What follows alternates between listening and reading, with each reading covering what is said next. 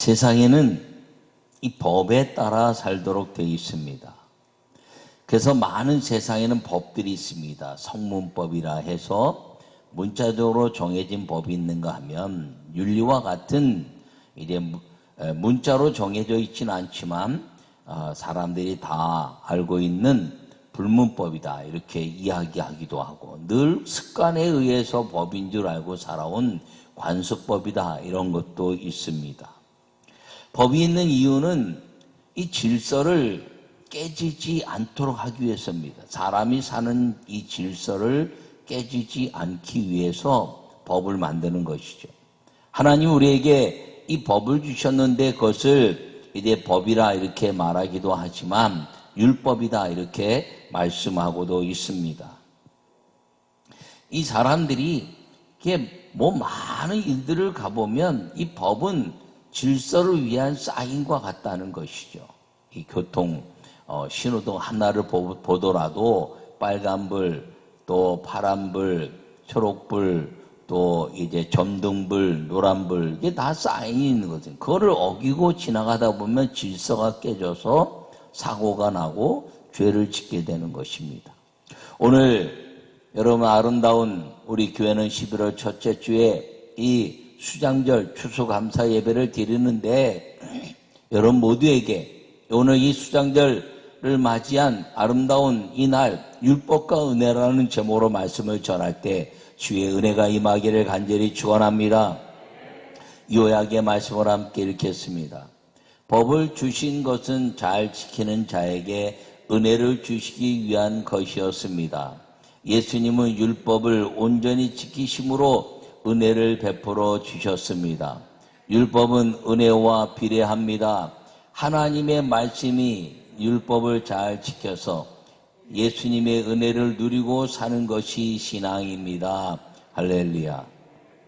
하나님께서는 에덴을 창조하시고 모든 것들을 다 만드시고 사람에게 그것을 누리라고 말씀했습니다. 마음껏 누려라. 그런데 거기에는 법을 하나만 주셨습니다. 동산 중앙에 있는 선하게 알게 하는 나무의 실과는 먹지 말라 하는 것이 질서고 법이었습니다. 왜냐하면 이 선악을 알게 하는 나무의 실과를 먹는 순간에 선과 악의 판단은 하나님께 있는 것인데, 선과 악에 대한 판단을 자기가 갖게 되고 좋은 것과 나쁜 것에 대한 기준이 달라지고 아름답고 이제 아름답지 않은 것에 대한 기준이 자기에게 있기 때문인 것입니다. 사람들을 보고 와 멋지다 이렇게 이야기합니다. 전 세계에서 성형 그 수술이 제일 발달한 나라 그러면 지금은 대한민국이다 이렇게 말합니다. 대한민국의 모든 사람들의 성형은 개성이 없어진 똑같은 눈썹, 똑같은 이대 쌍꺼풀, 똑같은 턱가끔, 똑같은 것을 통해서 다 비슷해진다는 거죠. 그러니까 천국에 들어갈 때 이런 농담까지 나왔다고 하지 않습니까? 야야야 원본 대조해봐라, 원본 대조해봐라, 원본 대조해봐라. 여러분 참 아주 얼마나 이 성형술이 발달했으면 이 사람과 저 사람과 똑같아진다는 겁니다. 가서 의사들한테 얘기할 때 어떻게 해드릴까 하면 배우 누구하고 같은 모습을 해주세요. 여러분 그 사람과 아무리 모습이 똑같아진다 할지라도 내 내면의 성품은 같아질 수 없는 겁니다. 법이란 것은 하나님의 은혜 안에서 이 삶을 누리는 것인데, 내 눈과 내 귀와 내 입과 내 모든 것들이 다르다는 것을 주님은 뭐라고 말씀하셨냐면 아름다운 개성이다 이렇게 말씀했습니다. 사람이 가지고 있는 모습이 다 아름답다는 거죠. 작은 눈은 작은 눈대로 아름답고, 큰 눈은 큰 눈대로 아름답고, 짧은 눈썹은 짧은 눈썹대로 아름답고, 긴 눈썹은 긴 눈썹대로 아름답다는 것입니다. 그것을 보고 밉다, 아름답다라고 말하는 기준은 사람이라는 것이죠. 하나님은 어떤 사람을 보고 밉다라고 말하고 어떤 사람을 보고 아름답다라고 말씀하지 않으셨고, 내가 지은 모든 것이 다 아름답다라고 말씀하신 것입니다. 그것이 창조의 역사였고 그 창조 역사 속에서 아름답지 않은 것 하나를 두셨는데 그것이 무엇이냐면 선악을 알게 하는 나무의 실과는 먹지 말라는 법을 한 가지만 주신 것입니다. 그것은 왜냐하면 선과 악에 대한 기준이 하나님에 대한 것에서 사람에 대한 것으로 이루어졌을 때 모든 것들이 비교에 의해서 아름다워지지 않은 이 세상이 만들어질 것에 대한 염려 때문에 그러한 것이었습니다. 여러분, 그 나무의 실과를 먹고 난 이후에 모든 사람들이 이제 누리는 것이 이제 없어졌는데 그것이 무엇이냐면 은혜를 누리지 못했다는 것이지요. 하나님 모든 만물을 만드시고 이제 첫째 날, 둘째 날, 셋째 날, 넷째 날, 다섯째 날 모든 만물을 만드시고 여섯째 날 사람을 통해서 만드시고 모든 것들을 누리게 하신 것은 전적인 은혜였는데 선악을 알게 하는 나무의 실과를 따먹는 그 순간에 그 은혜가 저주로 바뀌어 버렸다는 것입니다. 왜냐하면 하나님의 그 모든 질서를 깨는 법이 이 하나님의 말씀을 어긴 것이 되었기 때문인 것입니다. 여러분, 그것을 어기자 죽는 인생이 되었고 에덴에서 쫓겨나 새로운 법을 주님이 주셨는데 그것이 십계명이고 율법이었던 것입니다. 사람들은 십계명을 지키지 못하자 이제 수많은 그 법들을 만들어내면서 이제 많은 율법학자들이 얘기할 때 이제 수많은 십계명에서 파생된 법이 635가지나 된다라고 말하고 있습니다. 어떻게 그것을 다 지키겠습니까? 주님은 우리에게 말씀하십니다. 단순해라 라고 말씀합니다. 선악을 알게 하는 실과를 먹지 말라 말씀하셨는데 그것을 어기자 단 10가지만 지켜라 이렇게 말씀했고 그것을 2가지로 예수님이 말씀하셨는데 하나는 하나님 사랑이요 하나는 사람 사랑인데 그 중심이 누가 있느냐? 내가 있다는 것입니다. 너가 중심이 돼서 하나님 사랑하고 이웃을 사랑하는 이 아름다운 조화를 이루는 은혜의 삶을 살라 말씀하신 것을 기억하기를 간절히 바랍니다. 첫째 말씀으로 함께 읽겠습니다. 율법의 말씀에 순종하는 것이 믿음입니다. 할렐루야. 오늘 본문의 요셉은 의로운 사람이라 그 요셉은 의로운 사람이었는데 자기와 정혼한 마리아가 잉태한 것을 알고 가만히 끊고자 하여 이제 그 가만히 끊고자 해서 그 마리아를 자기 집으로 돌려보내려고 했더니 천사가 나타나서 하는 말이 다윗의 자손 요셉아 내 아내 마리아 데려오기를 무서워하지 말라 그에게 잉태된 자는 성령으로 된 것이라 아들을 낳으리니 이름을 예수라 하라 이는 그가 자기 백성을 그들의 죄에서 구원할 자이심이니라. 할렐루야. 오늘 이 본문의 말씀은 정혼한 요셉과 그 약혼한 요셉과 마리아에 관한 이야기입니다. 그런데 이 정혼한 요셉과 마리아가 결혼하기 전에 아내가 배불러 오기 시작한 것을 느낀 것입니다. 여러분 이스라엘 사람들은 이 정혼하고 나면 그리고 이제 약혼하고 나면 이제 잉태하는 것은 그런 자연스러운 이제 하나님의 축복이다 이렇게 생각했습니다. 그래서 정혼한 사람들 사이에서 거룩한 동정녀를 찾을 수 없다가 이 마리아는 이 거룩한 이 정혼한 사이지만 아름다운 결혼에 이르기 전까지는 내가 남편이지만 정혼한 이제 하나님의 아름다운 짝이지만 내가 그 몸을 섞지 않겠다고 하고 정혼하여 그 날을 아름답게 준비하던 그 여인에게 거룩한 이제 사람을 타지 않은 이 정혼한 여인에게 잉태하게 한 것입니다. 왜냐하면 정혼한 사람이 잉태하지 않으면 간음이 되기 때문인 것입니다. 그래서 간음한 사람은 현장에도 돌로 쳐 죽이는 것이 율법입니다. 그런데 정혼한 사람이 이제 이 잉태하는 것은 법에 어긋난 것이 아닙니다. 왜? 남편이 있고 아내가 되었기 때문이지요. 그런데 많은 사람들은 요셉의 아이라고 생각하고 있는데 요셉은 그 아이가 자기의 아이가 아닌 것을 그가 알고 가만히 끊어서 네가 너에게 잉태시킨 그 사람에게 가라라고 이제 조용히 보내려고 한 이유는 무엇이냐면 요셉은 의로운 사람이라는 것이죠. 여러분, 요셉이 의롭다는 것은 하나님의 말씀을 지켜내는 사람이었다는 것입니다. 이 여인에게 하나님의 이제 그 질서를 깨뜨리고 정언했으면 돌로 쳐 죽여야 되는데, 현장에서 쳐 죽여야 되는데, 현장에서 그 간음한 남자가 없는 겁니다.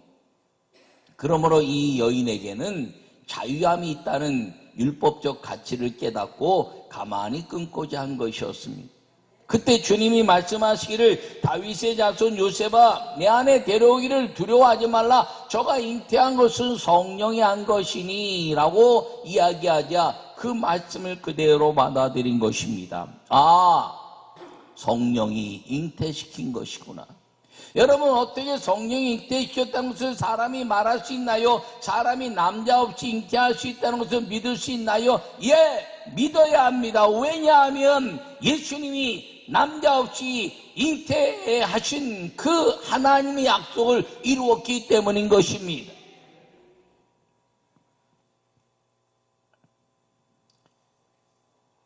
요셉은 마리아와 정혼한 그 기쁨의 역사를 그 잉태한 것 때문에 슬퍼하다가 그가 성령 잉태시켰다는 것 때문에 그는 두려움 속에 살았을지 모릅니다. 하나님의 말씀을 지켜야 한다는 그 한 가지. 그래서 그 하나님의 약속의 말씀을 지키는 것이 무엇이냐면 이사야 7장 14절에 말씀하고 있는 오늘 본문에 이제 인용된 말씀, 처녀가 잉태의 아들을 낳을 것이니 임마누엘이 아니라 할렐루야. 이 약속을 지켜내기 위한 요셉의 아름다운 결단. 그가 왜 의로운 사람이었냐면 말씀을 지켜내는, 율법을 지켜내는 사람이 되었기 때문인 것입니다. 여러분, 율법을 지킨다는 것은 죄에서 자유로워지는 것이지만 율법을 어긴다는 것은 죄로 묶이는 것을 말하고 있는 것입니다. 하나님의 말씀이 율법입니다.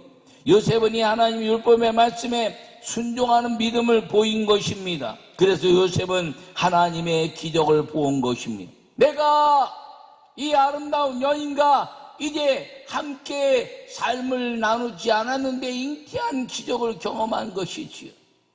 그리고 보라, 처녀가 잉태 아들을 낳을 것이라는 메시아에 대한 약속이 내 아내로 인하여 이루어졌다는 그 거룩한 하나님의 기적을 그가 경험한 것입니다. 그 믿음을 받아들였기 때문에, 율법의 말씀을 받아들였기 때문에 이 요셉은 육신적으로, 마리아는 육신적인 예수 메시아의 어머니가 되었지만 이 요셉은 이 마리아로 인하여 거룩한 하나님의 율법을 받아들인 육신적인 메시아의 아버지가 될 수 있었던 것입니다. 마리아 동정녀에 대한 이야기는 많이 하지만 이 요셉에 대한 가치는 사람들이 잘 생각하지 않습니다. 그런데 저는 이 동정녀 마리아에 대한 가치도 아름답지만 이 의로운 사람 요셉은 남자로서 어느 누구도 감당할 수 없는 하나님의 율법을 경험함으로 말미암아 그가 함께한 그 여인에게 계집종연이 내게 하나님의 말씀이 이루어지이다라고 말씀하신 여자여 내가 하나님의 큰 은혜를 입었다는 그 선언에 그 깜짝 놀라운 역사와 더불어서 이 요셉 또한 깜짝 놀라는 하나님의 성령의 잉태시키는 역사를 통해서 율법의 말씀을 이룰 뿐 아니라 하나님은 모든 것을 하신다는 그 약속의 말씀이 그 안에 이루어짐으로 말미암아 이는 하늘과 땅에 가장 유일하고 다시는 이루어질 수 없으며 오직 한 번으로 끝나는 기적의 아름다운 삶의 주인공이 될 수 있었던 것은 이 약속의 말씀을 믿음, 의로운 사람이 되었기 때문인 것을 기억하기를 축원합니다. 그러므로 성경에 말하는 이 의롭다는 말씀 무엇이냐면 하나님의 말씀을 온전히 지키는 사람이라는 것입니다. 주님은 노아에게 의로운 사람이라 말씀했습니다. 왜냐하면 그가 방주를 짓는 100년의 약속을 그가 붙잡은 하나님의 말씀을 지킨 자였기 때문입니다. 아브라함에게 말씀하셨습니다. 너는 내 앞에도 온전하라 말씀하시고, 이러고 이제 아비멜렉에게 붙잡아갔을 때 그는 선지자라 의로운 사람이라 선언하신 것입니다. 그들이 온전해서 이제 의로운 사람이 아니라 그들의 삶은 부족한 것이 있지만 하나님의 말씀을 온전히 지켜내는 그 믿음 때문에 하나님은 의로운 사람이라 칭함을 주셨다는 것을 기억하기를 간절히 축원합니다. 여러분, 그러므로 우리의 부족한 이 죄로 물들은 이 모든 인생이 의로워질 수 있는 한 가지 비결은 무엇이냐면 하나님의 말씀에 순종하는 것. 이것은 아는 것이 아닙니다. 기독교는 아는 종교가 아닙니다. 기독교는 깨달음의 종교가 아닙니다. 기독교는 자기가 참선해도 깨달은 것을 말하는 것이 아니라 정해진 하나님의 말씀을 믿음으로 선포하는 것이고, 기독교는 아는 것을 뛰어넘어 믿는 것이라는 것을 기억하기를 축원합니다. 오늘 이 본문의 말씀을 어떻게 설명할 수 있고 어떻게 알 수가 있습니까? 어떻게 남자 없이 이제 아내 마리아가 잉태한 것을 이 요셉이 알 수가 있습니까? 오직 성령이 하신 말씀을 믿었다는 것입니다. 그러므로 기독교의 아름다운 비밀은 이 율법의 말씀을 아는 것이 아니라 믿는 것임을 기억하기를 간절히 축원합니다. 믿을 때 무슨 일이 벌어지나요? 기적이 일어난다는 것이죠. 기적은 우리 앞에 늘 있는 그 기적의 역사지만 하나님은 기적이 아니라 하나님은 모든 일을 행하시는 자유로운 창조주라는 사실을 기억하기를 간절히 축원합니다. 수많은 병자들이 고침받는 것, 의사도 할 수 없다고 말하는데 기도로 인해서 주님이 그 모든 질병을 떠나게 하는 것, 이런 기적들은 우리가 의학적으로 설명할 수 없는 것입니다. 의학적으로 설명할 수 없는 그 모든 것은 무엇이나요? 하나님을 믿는 믿음 때문에 일어나는 믿음의 기적이지 그것은 설명할 수 있는 기적이 아니라는 것입니다. 사람들은 의사의 말을 믿지만 목사의 말은 잘 안 믿습니다. 왜요? 증명하기가 어려우니까. 의사들은 이렇게 하면 이렇게 약을 먹고 이렇게 치료하고 이렇게 수술하면 나을 수 있습니다. 아, 선생님 좀 고쳐주세요, 선생님 도와주세요 라고 말하는데, 목사는 기도하면 됩니다 라고 말하면 기도한다고 다 되나? 이렇게 말합니다. 여러분, 그런데 의사가 말하는 것은 추측이고 예측이지만 하나님의 기도는 그것은 응답이라는 것을 기억하기를 바랍니다. 그래서 기독교가 2000년 역사 동에 하나님의 아름다운 역사, 의사도 두려워하고 그리고 모든 병에 대한 두려움이 있을 때 의사도 하나님 앞에 무릎 꿇고, 그리고 질병을 가진 모든 사람들이 하나님 앞에 무릎 꿇을 때 기적이란 믿음의 열매를 우리는 가질 수 있었던 것은 하나님은 모든 것을 하시는 분이기 때문인 걸 기억하기를 바랍니다. 그러므로 율법의 말씀은 우리에게 알게 하기 위한 것인데 그 아는 것은 왜 아냐? 은혜를 위한 믿음 때문에 그렇다는 것입니다. 너희는 여호와를 심수하라. 그런데 너희가 그 여호와를 심수하는데 형식적으로 알라 하는 것이 아니에요. 주님은 인애를 원하고 제사를 원치 아니하고 번제보다 하나님 아는 것을 원하신다는 것은 무엇이냐면 형식적인 제사와 번제에 대한 그 외형적인 것이 아니라 하나님의 마음을 알 때 여호와께 돌아오게 되고 여호와께 돌아오는 사람들마다 기적의 삶을 경험하게 된다는 것입니다. 기적은 멀리 있는 것이 아니라 내 앞에 있는 것입니다. 믿는 자에게 벌어지는 하나님의 역사라는 것이지. 태어날 때부터 눈이 멀은 한 사람이 있었습니다. 그 사람의 이름은 디모의 아들이었습니다. 그래서 바디메오라 이렇게 말합니다. 바라는 것은 아들이라는 이름도 없이 그냥 바디메오, 디메오의 아들, 그렇게 자란 것입니다. 눈을 뜨지 못하니까 나서부터 이제 비천한 삶을 사는 것이죠. 그에게 좋은 소식이 들렸습니다. 복음의 소식이 들렸습니다. 예수님이란 분이 이 땅에 오셨는데 그분이 이제 말씀만 하기만 하면 그분의 말씀에 의해서 모든 질병이 떠나고 눈도 볼 수 있게 되었다는 것을 그가 들었습니다. 그에게 희망은 의학도 아니었고 의사도 아니었고 약도 아니었고 오직 예수님이라는 그 말씀을 만나는 순간 그에게 듣는 한 가지 소망이 있었는데, 그래서 예수님이 지나간다는 이야기를 듣고 소리치기 시작했습니다. 다윗의 자손 예수여, 다윗의 자손 예수여, 다윗의 자손 예수여라고 외칠 때 수많은 제자들이 시끄럽다고 말했습니다. 왜? 비천한 사람이었기 때문이죠. 야야야야 소리 지르지 마라라고 말했습니다. 제가 눈을 뜨려고 하는데요, 야야야야 눈을 어떻게 뜨냐, 넌 날 때부터 이제 보지 못하는 사람이었는데. 그런데 그가 부르는 다윗의 자손이라는 것은 율법의 완성자요 약속의 메시아라는 것을 그가 깨닫고 부르기 시작했을 때 예수님이 들으셨습니다. 저를 내게로 오라 하라 부르는 역사. 우리가 하나님의 말씀을 믿고 부르는 순간에 주님이 누구든지 내게로 오라, 내게로 오라, 내게로 오라, 내가 너희를 쉬게 하리라 말씀하시는 그 말씀 속에 부름받기만 하면 우리에게는 희망이 생긴다는 것입니다. 그 희망 속에 바디메오는 앞에 오고 내가 무엇하기를 원하냐 물으셨을 때 무엇인지 알 수 있죠. 무엇을 원하는지 알죠. 그런데 그 입술의 열매에 대한 믿음의 고백을 듣고 싶으셨던 것입니다. 주님은 우리의 어떤 것이 아니라 믿음의 고백을 듣기를 원하신다는 것을 기억하기를 축원합니다. 그래서 그 바디메오가 말합니다. 내가 보기를 원합니다. 그랬더니 하신 말씀이 내 믿음대로 될지어다. 여러분 보고 싶은 마음, 그 보고 싶은 마음은 달 태어나는 순간부터 있었는데 그가 의학적으로 안 되고 무엇으로도 안 됐습니다.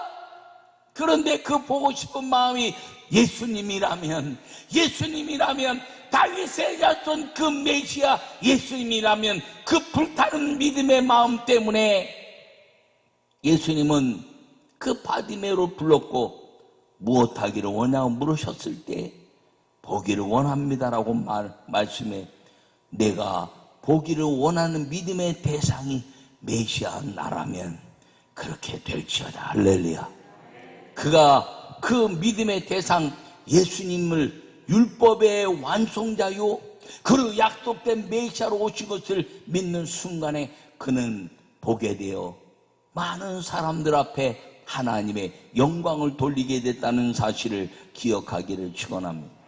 수많은 사람들에게 이야기합니다. 여러분, 수많은 사람들이 이야기해도 내가 그 하나님의 말씀에 이 율법의 말씀을 내 안에 받아들이고 그 메시아 예수님을 내 안에 받아들여야 우리는 기적의 삶의 주인공이 된다는 사실을 기억하기를 축원합니다. 이 코로나19가 우리 예배 문화를 바꿨다 이렇게 말합니다. 여러분, 그런데 변질되지 않는 건 하나님은 말씀이시고 하나님의 말씀은 예수님이시고 예수님은 메시아라는 이것은 그 외형적인 것이 아무리 바뀌어도 바뀌어서는 안 될 유일한 하나님의 역사고 예수님은 메시아고 그분이 말씀이고 로고스며 우리에게 레마로 다가와 선포된 말씀을 통해서 기적의 하나님, 그 기적의 여호와 하나님의 역사는 그 말씀을 믿는 모든 사람들에게 이루어지는 변질되지 않는 불변의 예배라는 사실을 기억하기를 축원합니다.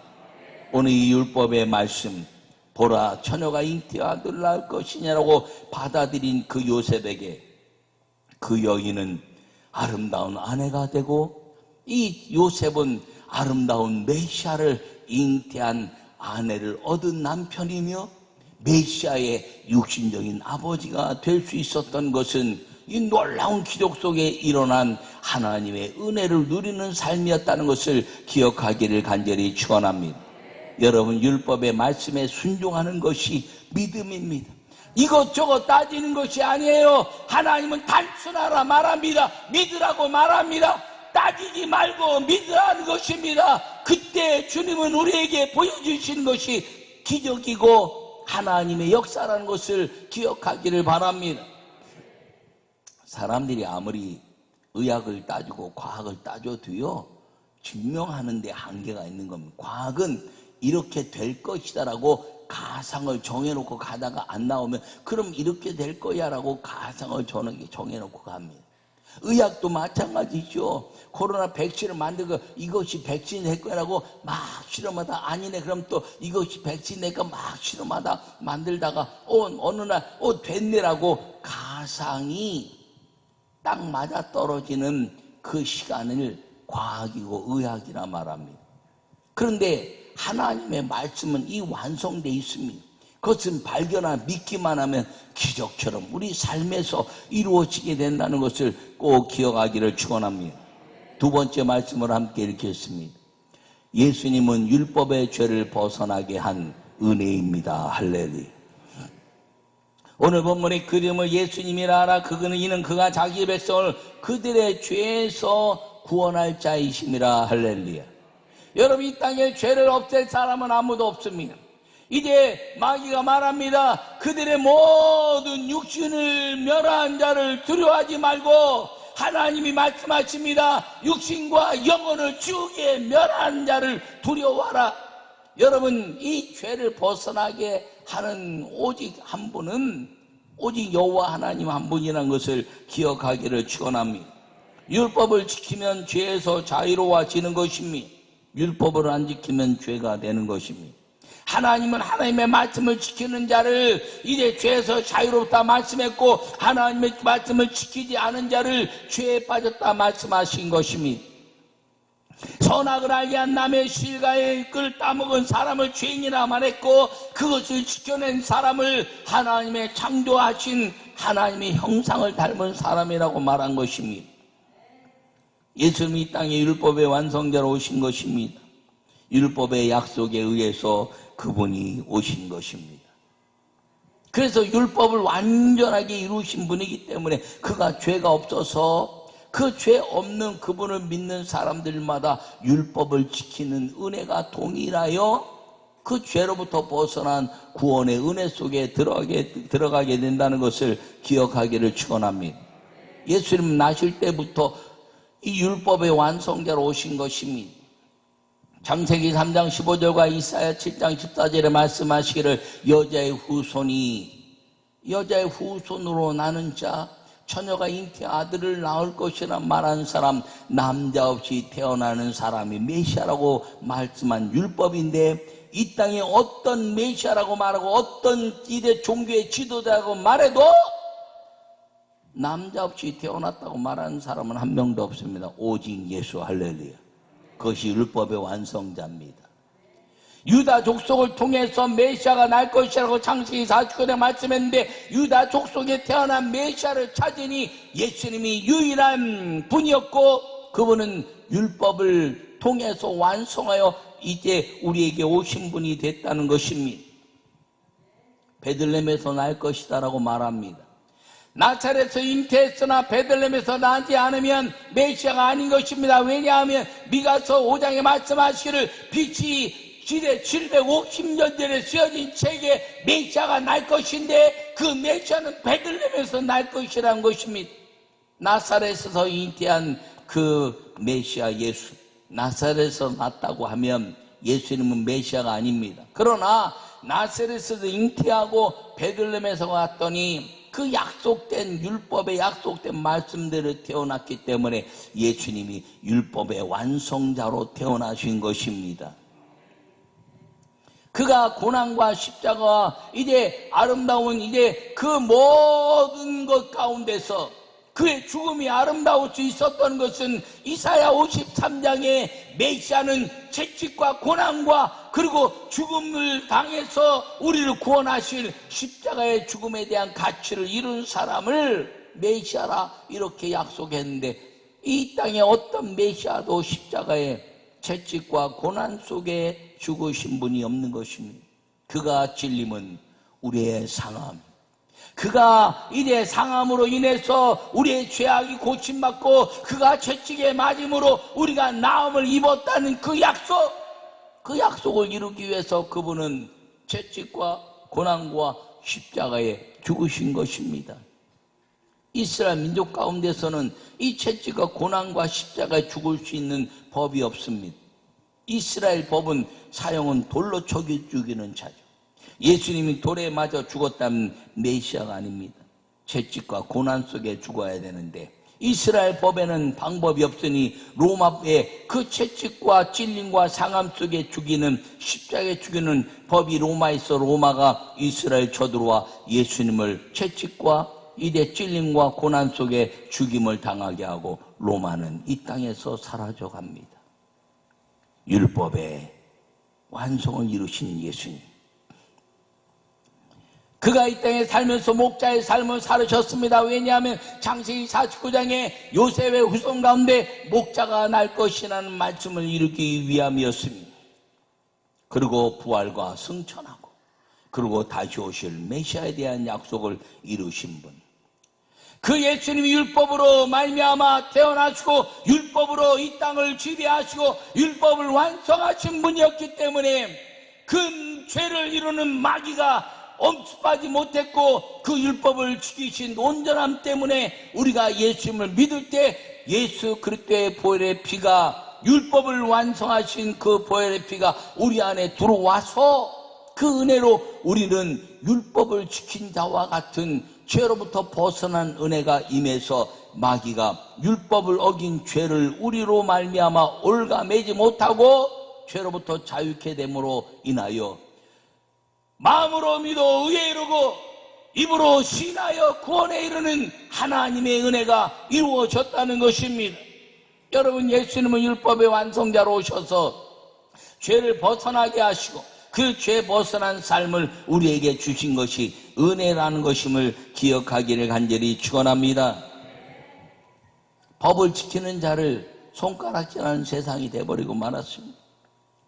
세상이 하나님의 법의 말씀을 지켜서 여러분 어떤 세상의 손가락질을 받아도 여러분 법을 이길 방법은 없습니다. 아무리 손가락질 받아도 어느 날 주님이 너는 내 앞에 대하여 완전하였구나라고 말씀하시고 구원을 이루시는 하나님의 역사는 무엇이냐면 그 말씀을 지킨 자들에게 주시는 하나님의 은혜라는 것을 기억하기를 바랍니다. 손가락질을 받아도 주님이 품으셔야 구원받는 것입니다. 손가락질 안 받아도 주님이 품지 않으시면 구원받지 못하는 것입니다. 그래서 법을 지키는 자의 손가락질하는 세상이 있다 할지라도 법을 지키는 자로 인하여 주님은 모든 것들을 이루어 가시는 것임을 기억하기를 간절히 축원합니다. 저는 이제 감독회장의 모든 직무를 마치고 총회를 통해서 이제 끝났습니다. 새로운 감독회장에 취임했습니다. 제가 오직 한 가지 할 수 있었는 것은 수많은 사람들의 손가락질과 수많은 사람들의 이제 역사적인 것들을 아무리 평가해도 제가 지킬 것은 한 가지였습니다. 하나님의 말씀을 지키고 그리고 기독교 대한 감리의 교리와 장정을 지켜내는 것. 그거 하나 외에는 제가 내 이익에 대한, 내 유익에 대한 것들을 다 버렸던 것입니다. 그래서 하나님의 아름다운 이제 감리회가 온전히 서고 하나님 말씀이 온전히 서는 일에 최선을 다하고 이제 임기를 마친 것입니다. 직무대행의 임기를 마치면서 많은 사람들이 저에게 또 격려했습니다. 그 격려는 한 가지였습니다. 굳건하였습니다. 하나님의 말씀을 지키셨습니다. 저는 그 말이 제게 가장 아름다운 칭찬이고 격려라는 것을 생각합니다. 여러분, 오늘 우리 교회는 수장절을 지내면서 수장절을 지내는 주님이 주신 이 율법에 대한 가치는 너희는 3번 하나님의 성전에 남자는 예물을 가지고 바치라 이렇게 말합니다. 맥주절을 바치고 유월절을 바치고 그리고 수장절을 바치라 말합니다. 그거에 대한 어떤 말씀에 대한 가치나 너희가 깨달으려고 이해하려고 하는 것이 아니라 믿으라는 것입니다. 이 수장절은 가을 이제 연종의 연말에 그 하나님 주신 무수한 물질에 대한 가치, 풍요에 대한 가치를 하나님 앞에 올려드리고, 너희가 40년 동안 광야에서 먹이시고 입히시고 기르시고 왕되시고 보호자 되신 하나님의 은혜를 자손들과 함께 간증하며 나누며 이제 영원히 함께 하시는 이 기르시고 입히시고 먹이시는 그 수장절의 은혜를 나누라는 것입니다. 그것을 지키라는 것입니다. 여러분, 하나님의 말씀은 이제 이해하려고 하는 것이 아니라, 분석하려고 하는 것이 아니라 믿으라고 하는 말씀을 절대로 잊지 않기를 바랍니다. 이 수장절은 초막절이라 말합니다. 그래서 이스라엘 사람들이 다 광야에 가서 40년 동안 초막을 치고 살았던 그때 주님이 만나를 통해서 먹이시고 메추라기를 통해서 먹이시고 그리고 생수를 통해서 먹이시며 그리고 뜨거움과 그리고 일의 추위 속에서 보호하시는 구름기둥과 불기둥의 역사와 그리고 전갈로부터 불뱀으로부터 다 보호하신 하나님 그 보호하심에 대한 역사를 자손 대대로 간증해내고 감사하는 절기가 수장절입니다. 여러분, 이 수장절에 풍요하게 농사를 주신 그 하나님, 그리고 우리에게 먹을 것인 그 주님을 먹을 것을 주신 그 주님의 그 은혜를 감사할 뿐 아니라 말씀을 지키기 때문에 구원받은 이스라엘 백성, 말씀을 어긴 것 때문에 40년을 광야를 떠돌다가 20세 이하만 이제 40년 후에 가나안 땅에 들어올 수밖에 없었던 말씀을 어긴 자들에 대한 저주를 다치는 이 민족 가운데 없게 해달라는 하나님에 대한 그 기도와 그리고 하나님에 대한 감사를 수장절을 통해서 초막절을 통해서 이루어가는 것임을 기억하고, 이스라엘 사람들이 초막을 광야에 치고 그 하나님의 은혜에 감사했던 그 은혜가 우리 모든 성도들에게 가정에서 또 성도들과 함께 속회에서 그리고 예배에서